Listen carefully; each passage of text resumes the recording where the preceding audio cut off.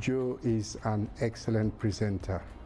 His manners, his approach was so easy for the audience that we were. Going through what a business means for the person who has decided to take the plunge was so well received.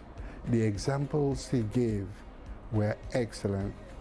The feedback I have given to him, which is that I will arrange for my wife and I, because we already have a company, I would arrange for her to participate, to see what I have seen, if you like, so that she can, we can jointly make up our minds as to the options that we are going to choose in investing in this recruitment startup venture. But without doubt, even attending this session has been very, very useful. There are takeaways, there are things that I definitely would take away from here. Some of the quotes from the presentation were excellent.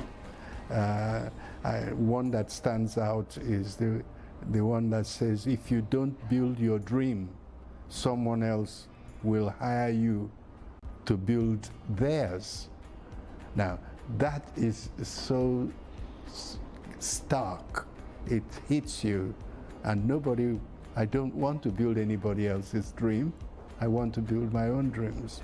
So that will stay with me for life, because that's so true. It is a very good thing for business-minded people, for entrepreneurs, to have the opportunity to listen to Joe, because he really presents, he knows his onions.